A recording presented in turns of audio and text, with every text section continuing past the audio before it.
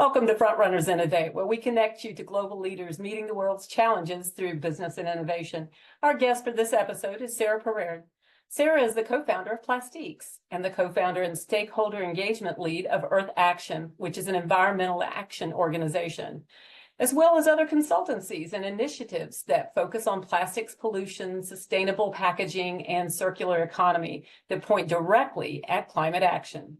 All of this with a decided bend toward data that we know is the key to moving the needle on policy and finance, and therefore impact, right? She is a sought-after expert, and we are fortunate to have her here today to connect her to you. I'm your host for Frontrunners Innovate, Mary Curick, CEO of Frontrunners Development, a global business development company that connects businesses to change the world. So let's get you introduced and connected to Sarah Perreard of Switzerland.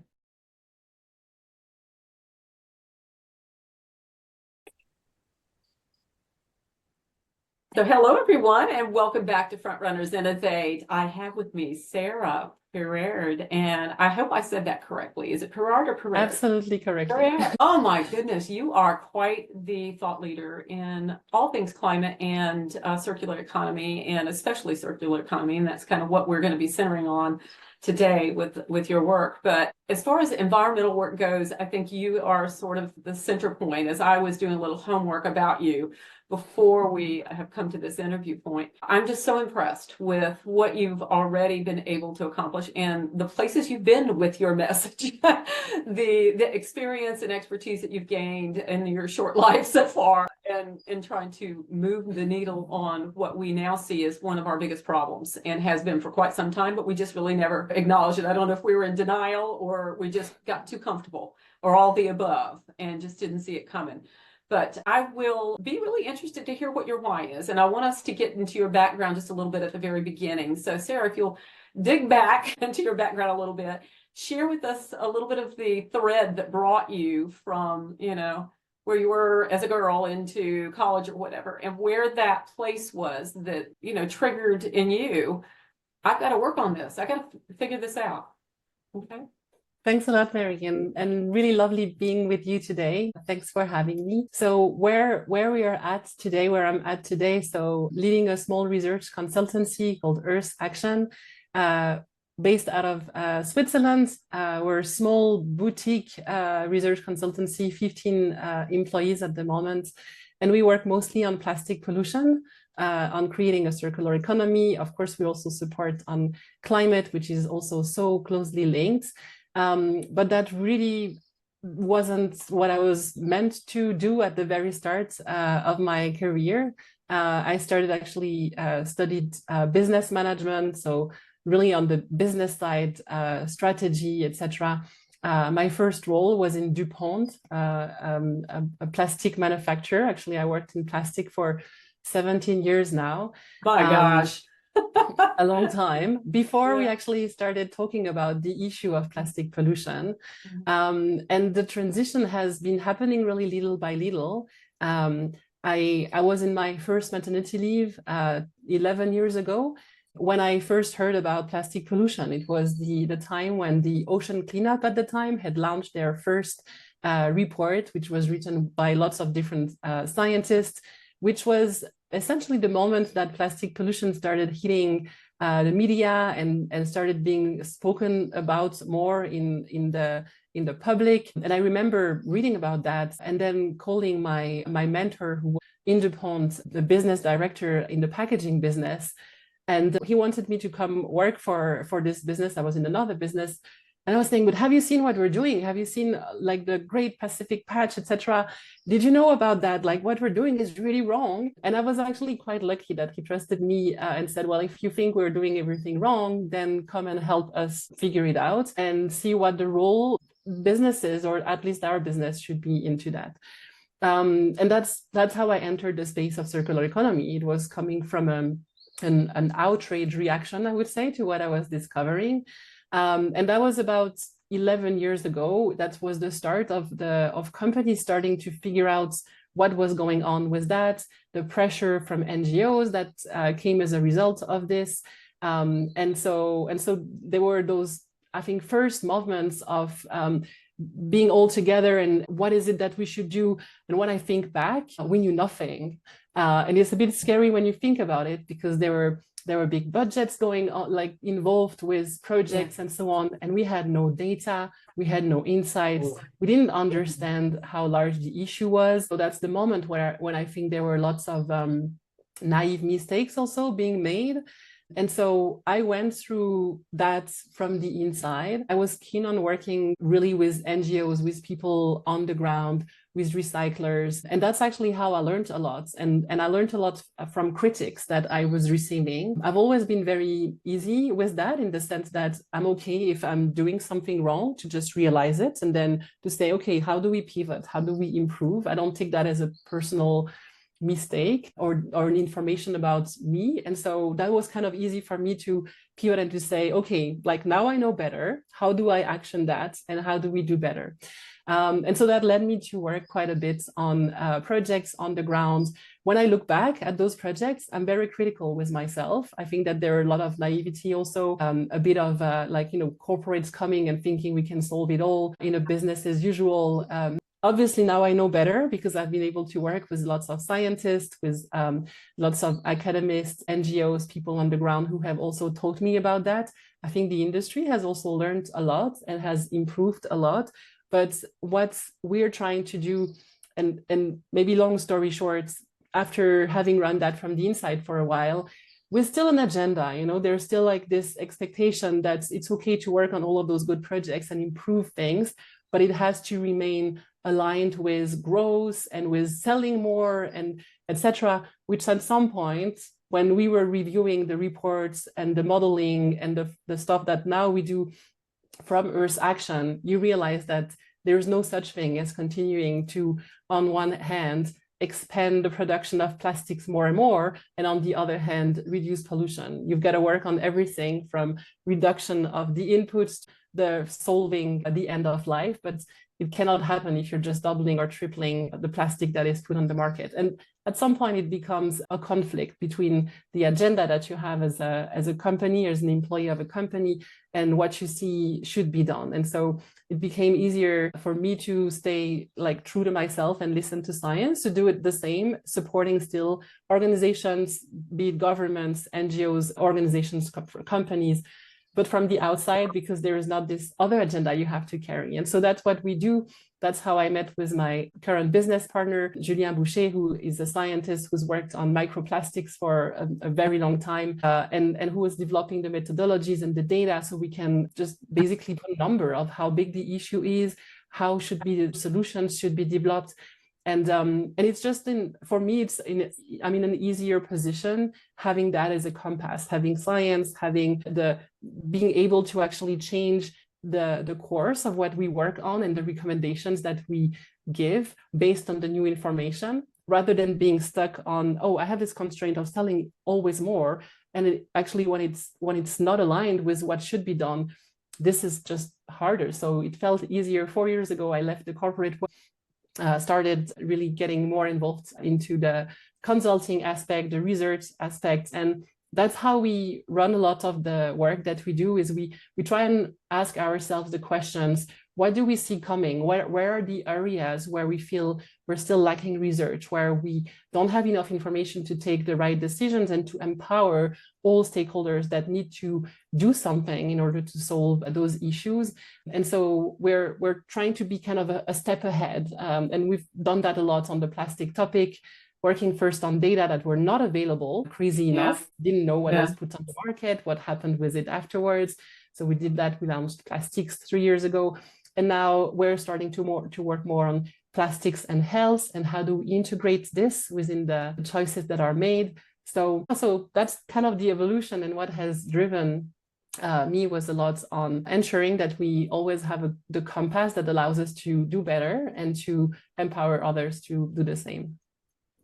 Wow, that's quite the story. And, it's interesting when you're talking about the stakeholders and the lack of data early on, and still you're having to search for and create those data banks, if you will. As I look at it, because we've done some interviewing of scientists, that sort of thing from Duke University and different ones. We have the Marine Lab where I'm located, and actually first time I'd ever been on site to be able to do an interview with a scientist there, and they were having a circular economy like little event there with some university students, and it blew my mind to hear some of the facts and figures that they were coming out with, and how it impacted the fisheries industry around us, and how they were taking fish out of the water that we would normally eat, mahi, tuna, good fish that you pay a lot of money for around here to eat, and how they were finding microplastics in all of the fish that they were pulling out. And it just, one of the things that struck me, and how things stick with you, is the plastic bottles of water that you have. The moment that you turn the cap and open it,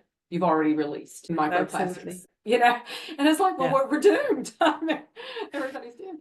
But you think about the stakeholder pool is enormous when you start looking at things like that, and how the trickle down effect goes from, you think of, oh, it's just trash out in the water. Because every time after a hurricane, because we're hurricane prone, I live on the coast, and I will see plastics, that wash up from, from other countries. Literally from other countries. And the reason I know, because it's not even in our language, the labels on the front. So that's that climate thing, I guess, moving things around. But then you start to think about what it's doing with, the wildlife that's out there, and then the seafood that we eat, and then everything else. So it's not just, it's out there, it's in the ocean. No. It's in your food, it's in you, it's in your babies, it's probably in the food they're eating. It's, it's everywhere. And a lot of it is parts that we actually see. There's the whole other part that we don't see, and the microplastics part, and what we're breathing from using carpets made of recycled plastic, etc. And what we're starting to discover too is that some of the good ideas that we thought we had in order to make plastic circular, recycling it all together, trying to kind of eliminate the need for makes it work. there are issues with that too, right? Because you end up mixing lots of different plastics together. There are additives, there are a huge amount of additives. The dye, even the colors. That's something that they were telling me. The colors, also everything that essentially makes plastics like different, and the differentiators that and that is something that has grown a lot in the past few years. In the past 10 years, there's more than 10-15 times more additives used today than 10 years ago. And that's because we want the plastic to be more shiny, more shock resistant, more flexible, that we want it to be processed on this machine, and blah, blah. And those are things that when then you want to recycle it all together, it creates cocktail effects of chemicals that you have no clue about. And that's one of the difficulties of recycling, that is like we try and overcome with other types of recycling technologies like chemical recycling. And there too, there are lots of question marks on the health impacts on microplastics released from shredding plastic during recycling. And what we discover is that the issue becomes more and more complex. And so there is now the treaty negotiations that help also put all of those subjects on a map and assess each of those. It's really hard when essentially it's such a new subject. 10 years, it's been 10 years that we really speak about that. Every month there are new studies that show the impact over health, or where in the body we have found microplastics, and so on. Oh, so my goodness. It's a fast evolving subject, and we feel like that's one that, because there's so much momentum with the plastic treaty, we need to be able to take the right decisions, think a few steps ahead already, because we don't want to design a system and solutions that eventually are going to be even worse when we have the science to see the consequence of that. So that's what makes it interesting too, but there's a lot of work on the subject. Wow. And I just don't know where we go with that. I think that when you look at third world countries too, and a lot of them that are near ocean waters, that have these tsunamis, and that are given to having these, natural disasters, if you want to call them that, every year. I know that there's at least one country that I work with that has like these tsunamis, like back to back, I think somewhere between January and March every year. And it displaces people, it kills people, it destroys homes, and then you've got all that garbage, so to speak, that's floating, and not meaning the dead bodies so much, but the stuff from the homes, and torn up fields and stuff like that. That's moving around in waters, and it's happening a lot. I just don't know what people think that they can do with it. I know there's some countries that even bury their garbage, and I think that's what happened with there was a little plastic bottle. It looked like it was a mustard bottle or something that I found on the coast here in North Carolina that I think came from, it was either Cuba or Haiti or something like that. But anyway, it was moved around enough where I wasn't the only one. I saw pictures online where other people were finding them. So it was really common to find those. So apparently they're getting used and buried in places where there's water flow.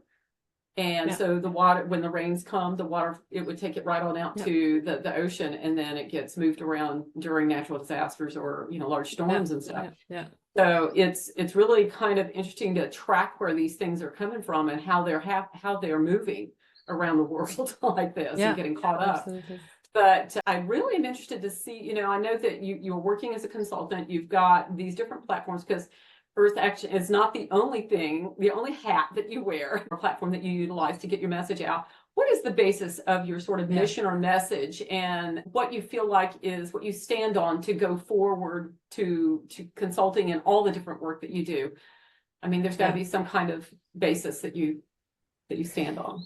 Yeah, so our purpose at Earth Action is really on creating impact in the sense of like moving the dominoes that can then have multiple effects. And so what we are, as a result, let's say, we want to be able to empower as much NGOs who are working locally at a local scale with the science that we know what we're doing is quite geeky, and that not everyone is going to be able to use that. And so we're trying to kind of break this ivory tower of science that is too complex to implement, and to make it approachable for any stakeholders. And so that's why one of the things we launched now 2 years ago, it's going to be the 3rd year, is the Plastic Overshoot Day, where we take those data that I was mentioning before about in each country, what happens with the plastic, what's put on the market, what's collected versus not collected. And when you were mentioning like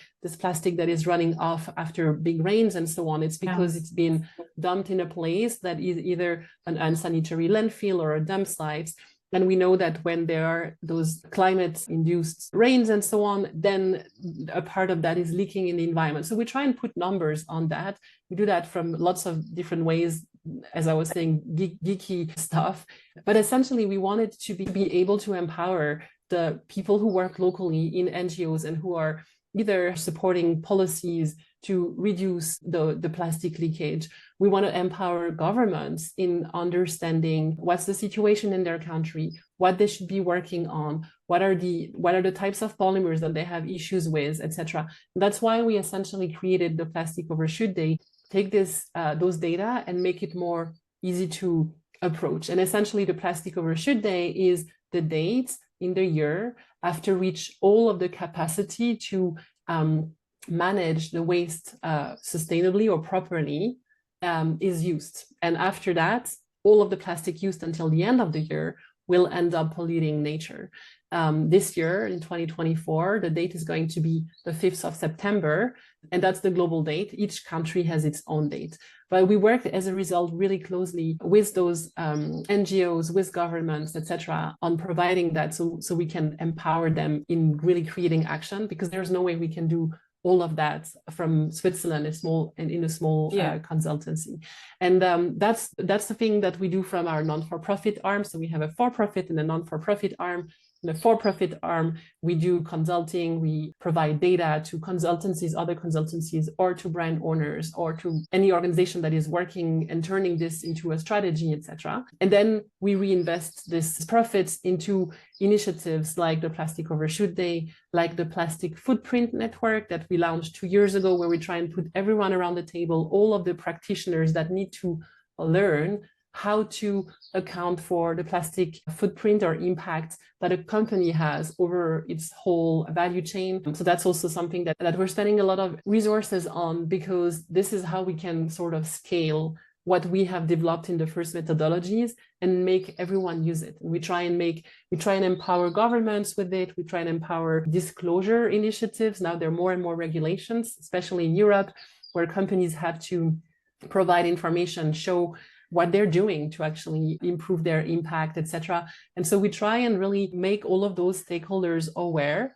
that it's actually possible to have a clear picture of how big the issue is at a company level, at a country level, etc., and make those data used to really, it's not about having one more report, it's about how we turn this into actual actions. How do we get companies to really mitigate, to invest into infrastructure, to invest into waste reduction, because there is also an infrastructure that is needed for reuse, for repair, etc. That is not really the way the economy is built today. So those are two initiatives that we have developed.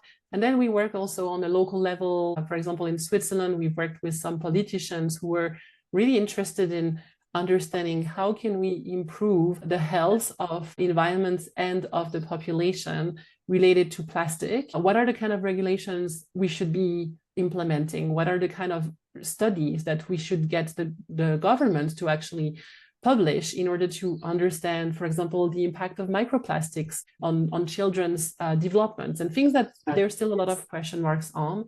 So those are all things that we do from the non-for-profit arm, where we feel like that can really enable others and start movements that we don't necessarily lead in the end, but that allow to really progress on the subject.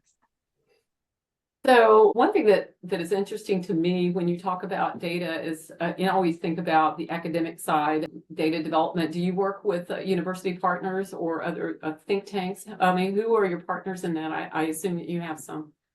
Yeah, we do collaborate with a lot of different universities.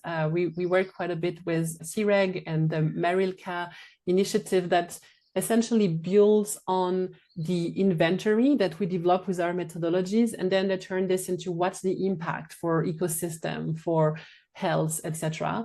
And we also provide all of our data for free to universities so that they can also work on their own projects with really precise data, because that's what we discovered about plastic data, is that there's such a big difference from one country to another. We expect that, but also from one polymer to another. In some countries, some polymers are like PET, for example, is well collected, etc. There's way less leakages because it has a value. In the same country with the same infrastructure, there are huge issues with some other polymers like flexibles or small formats, etc. And so if they're not using the right data, they're just getting to completely different conclusions. So we make sure that we try and empower research, and through the Plastic Footprint Network, we also have a lot of professionals reaching out, want to contribute to the science that is developing, to the methodologies, to publishing data. So we've had a lot of academics provide their own data so we can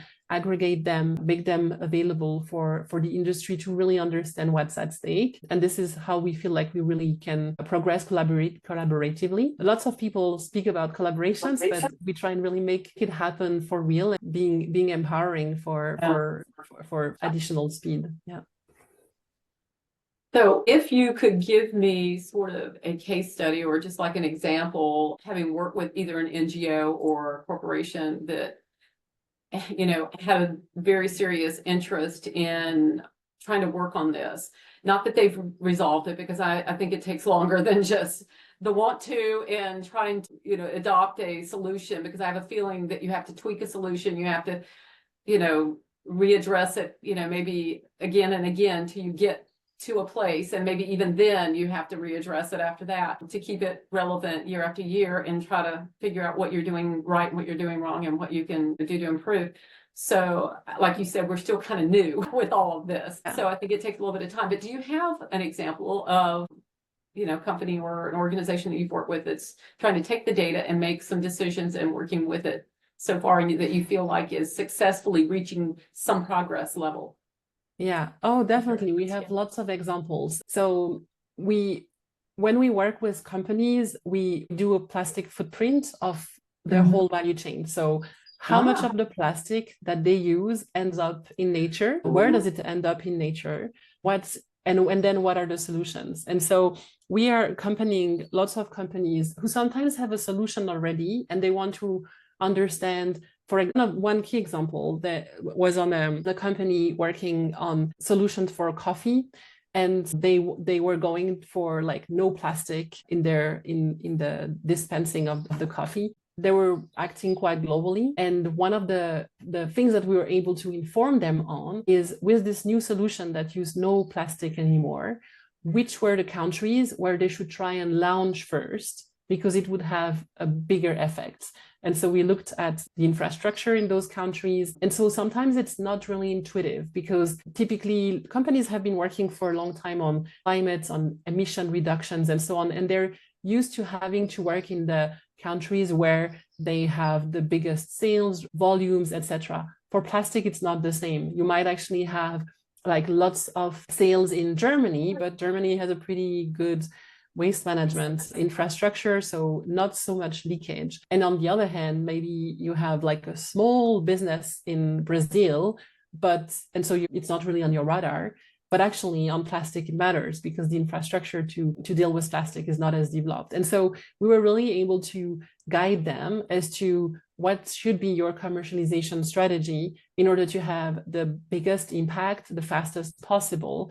And that was really changing completely what the company had initially planned, because they were not really looking at it with the same lenses as what they were used to. So that's one example, but and that's the kind of thing that we do a lot, and that's how we fund the rest of the work too, is advising those companies on how to reduce their impact. But there are also really great collaborations with NGOs that lead to really brilliant impacts. And we work, for example, with the Plastic Soup Foundation and they had good links with investors and investors are really a stakeholder that are key to be empowered, because they're the ones who have the wallets. They can influence decisions based on access to capital. And that's something that companies are really very sensitive to. And so we've been able to work with investors introduced by this NGO to help them assess the plastic footprint of a whole portfolio of investments. And that's a way that then the investors can go and knock on the doors of those companies and say, hey, we have figured out you have that, we are creating essentially that much pollution, and we need you to reduce it, because this is a risk for our investments. And of course, this is better for sustainability. But one of the things too is how it could backlash for them in the future, especially with the treaty coming up now, etc. And those are types of collaboration that we really like, because it's things that can empower more impact. It's quite powerful in the effects that it creates. So yeah, just two examples out of quite a lot. Yeah, that's really good. You brought up a really key point, because we live in the innovation world, front runners development, and so we attract a lot of people who are looking for funds for innovations, and a lot of it's in health tech, a lot of it's in tech proper, and so you're looking at plastic somewhere down the line in a lot of that, whether it's packaging or the actual device itself. Tell me about, for those people who don't know, and I don't know enough about it to be smart on this subject, the plastics treaty you've referenced. Tell us a little bit about that real quickly, so that we have that point of reference. And then I'm going to ask you, when is that? You see, I feel like there's a deadline coming, so tell us. There is. So the process started 3 years ago.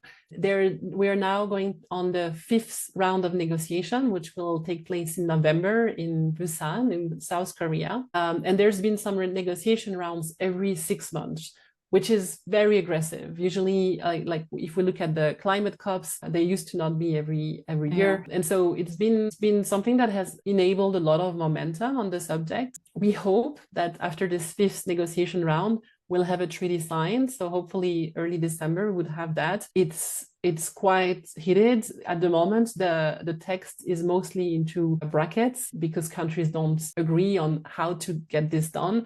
We're trying to push for global rules that all countries need to refer to. So we're trying to also avoid a bit some of the difficulties that we see now with applying the Paris Agreement, where there's a lot of freedom given to each country. And so, of course, the dynamic is quite interesting between the countries, because if you look at the climate Paris agreements, it's almost like you have the global north versus global south type of dynamic. On plastic, quite differently, we have the global north mostly together with the global south. against the countries which are essentially petrochemical dependent. So we have the Russia and Saudi and Brazil, a lot of the BRICS countries actually that are not fully aligned with the rest of the world. We call it the high ambition coalition, countries that really want to have an ambitious treaty. And that's creating a lot of momentum in the space. There are discussions around what types of polymers should be banned, what kind of processes should be implemented so that companies have to also contribute to the development and the cost of treating waste, etc., with extended producer responsibility, for example. So those are all things that will really shape the way that we solve the issue in the future. I don't know that we can say that a huge optimism on where we are getting in November. It could go either way. There's obviously lots of geopolitical issues at the moment in the world, which will impact a lot also the results of the treaty. But in the end, in the middle of all of that, we're trying to say wherever the bar is, if it's here or if it's here, companies know that in order to keep their license to operate, they have to really act on that. And so that's where we're trying to develop ahead of time the data, the methodologies, the frameworks, the equivalent to the net zero 2050 and so on. How do we do that for plastic? And that's what we do in the Plastic Footprint Network, for example. Totally saw that. I saw the pathway leading right to there. There's a runway there. See it. I just wanted you to help me get there so that people. And that's where I think people who are both sides of the house, the innovators that are looking to get funding and the people who are investing in these innovators need to look hard at that place when they get to the data room on these exactly. It's great to look at the numbers. It is, but you need to look a little beyond the numbers and the qualifications of the team, and how much money they've already put into what they've got going on, and all the factors that lead into the market studies and all the stuff that goes into it, and look at how well prepared they are to meet the compliances that are coming their way. And absolutely. Whether it's plastics, whether it's the carbon credit situation where we're moving towards just being more conscientious about how we deal with the climate overall, but this whole thing with the plastics is going to be huge for a lot of companies. And for those that are already in business, it means it's going to mean some self-investment to be able to turn things around and regroup a little bit. And that's where you come in, I'm sure, is largely to help that, instead of just going to like family offices and places where they need to be looking at the investment pool that they have, and maybe retraining the eyeballs that are looking at these investments that are coming in their portfolios. It's a matter of also working with the individual innovators before they get to that place, and saying, before you start writing up all your stuff and getting your pitch decks and everything together, wouldn't it be great if you're kind of, quote, semi-certified as being pretty compliant, going ahead and looking at what your footprint might be or would be, because you've already got your blueprint laid out anyway. Look at what it would be and go ahead and address those things now before you have to, because by the time you actually get things fully operational and get that manufacturing plant set or whatever it is that you're doing, that might take 1.5 to 2 years or whatever before you're fully engaged. And then by then you may have some issues to address that's going to hurt you, Yeah. No, absolutely. And access to capital for innovators is definitely challenging if they're in early stages. And a lot of the solutions to plastic pollution come companies in early stages of the development. And so we know that the treaty is going to unlock billions of dollars so that the infrastructure can be built, so that the solutions for waste reduction can be implemented, etc. And that's where we're trying to bridge the two. So we published a report in April around outcome-based waste prevention, which is essentially result-based financing. It's really, instead of investors looking only at the return on investment in terms of dollars, is to look at the return of investment in terms of leakage reduction. And that's how we're, thanks to when we work with the company on what's your footprint today, what are the actions you can do within your own value chain to reduce that, you only go to a certain level because the infrastructure is just lacking. So often companies have a choice between not operating in a country or polluting. And so what we're trying to do is to say, okay, that's the situation as it is today.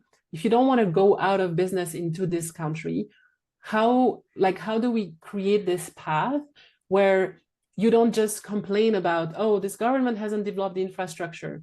Well, yes, but you also put more plastic it was able to absorb. So like it's something that we need to work all hand in hand. And so what are the investments that a large company should be doing to develop the infrastructure so it's basically outside of their value chain?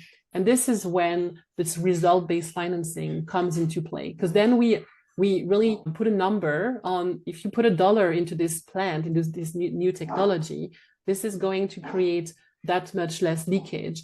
And how do we kind of plug this into this equivalent to net zero 2050 or something? In our case, we're talking 2040, and we're not using the net zero term, but it's essentially like that. And this is how we can also funnel funding into the innovators that are bringing the solutions. So we're trying to kind of bridge that through methodologies, through frameworks, and so on, through an accounting framework for plastic pollution. And that's something that we feel was missing, because companies try to invest into innovations, but then when they were talking about it, they were accused of doing greenwashing, which in some cases it was. And so we're trying to kind of bring this robust methodology so that what they say they have done, they have really done indirectly. And it helps to develop this infrastructure that is lacking for waste reduction, for recycling, and putting in contact organizations that bring solutions and those that need the solutions. Oh.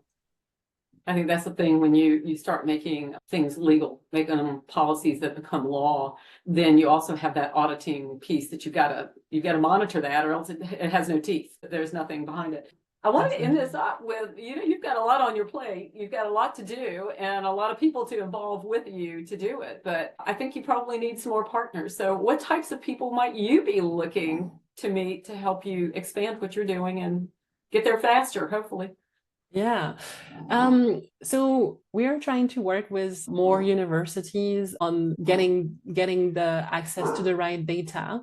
And that's something, sorry, I hope that you don't hear my dog in the background. It's okay. My cat was just wandering through a minute ago. I thought maybe you might have seen the tail go on. She was trying to get my attention. So yeah, universities definitely. We're now also on a path to working more closely with governments, really like understanding from them what are the type of data that they need, what are the type of support that they need to understand those data, etc.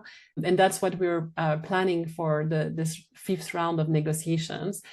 And then in general, we're keen on working with organizations that either are like in need of reducing their footprint, that are also willing to be the front runners, actually, the ones that are the first ones, because we need to test all of that. We need to have spokespeople who are saying, we are aligning with the treaty, and this is how we're going to do that. And not all companies are in a position where they can do that, right? It's a bit more risky, etc. So yes, anyone who's really essentially is willing to have the courage and to experiment, we love supporting those organizations because they enable then the others to feel more comfortable and join in a second stage.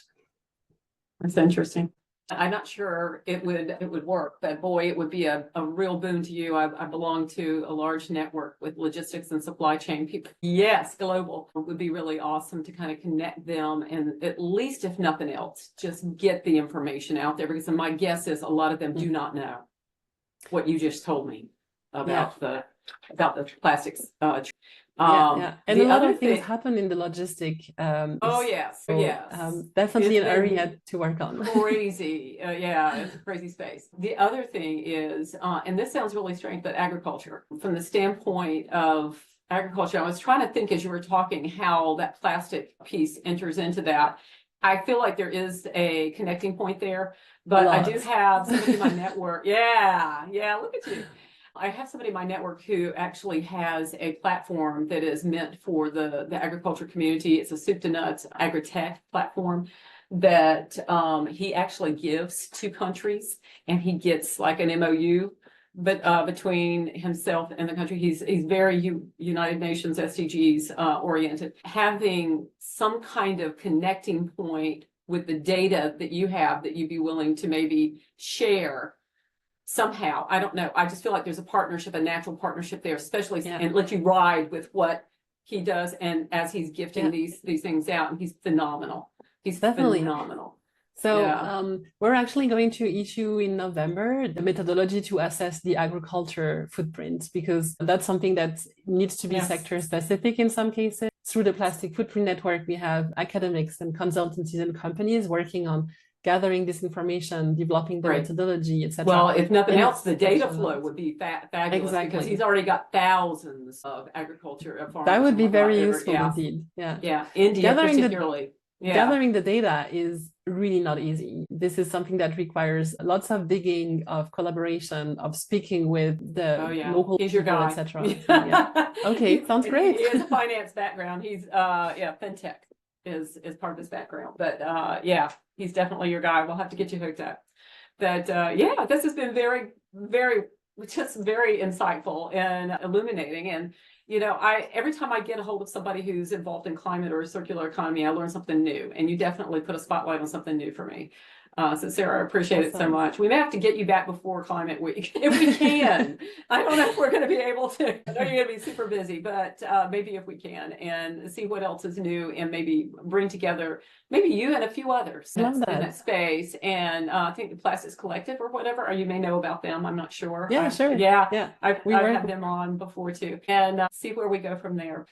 Sarah, we wish you tremendous success and praise you for all your good work. And definitely, we'll try to help you with some partnerships. And everybody else, I hope you're listening. And wherever you hear your podcasts, go to frontrunnersdevelopment.com and you'll get a little bit of this interview and maybe a way to connect up with her. If not, come through us. We'll be glad to hook you up. So, Sarah, again, thank you. Thank you so much for having me, Mary. Yeah, stay with me for a minute. We'll say goodbye to everybody else.